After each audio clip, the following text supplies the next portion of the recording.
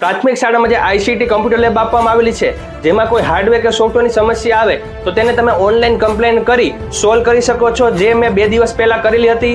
ત્યારબાદ શું થાય છે તે તમને એસએસએ ગાંધીનગરથી શાળાના આચાર્યશ્રીને એક ફોન આવે છે કે જેમાં જે સીપીયુ જે બગડી ગયું છે તેના ઉપરના જે સ્ટીકર હોય છે સફેદ, તેનો ફોટો, ત્યારબાદ શાળાનો ડાયસ કોડ, શાળાના આચાર્યશ્રીના નંબર, તમામ માહિતી મેળવવામાં આવે છે. ત્યારબાદ એસએસએ ગાંધીનગરથી કમ્પ્લેનને લોક કરવામાં આવે છે અને સ્થાનિક લેવલે એજન્સીના ટેકનિશિયન છે એ શાળાનો કોન્ટેક્ટ કરે છે અને તે જે સમય કહે છે શાળાના આચાર્યશ્રી તે સમયે આવી અને બીજે દિવસે આવીને પ્રોબ્લેમ સોલ્વ કરી નાખે છે.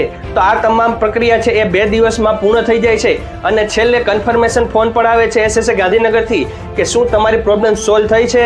ત્યારબાદ એક ઓટીપી મોકલે છે અને એ ઓટીપી દેતા જ આપણું જે રજીસ્ટ્રેશન છે એ સંપૂર્ણ થઈ જાય છે. તેને લઈને મેં એક વિડીયો બનાવેલો છે, તે તમને અહીંયા નીચે લિંક ઉપર ક્લિક કરતા જ તમને જોવા મળશે.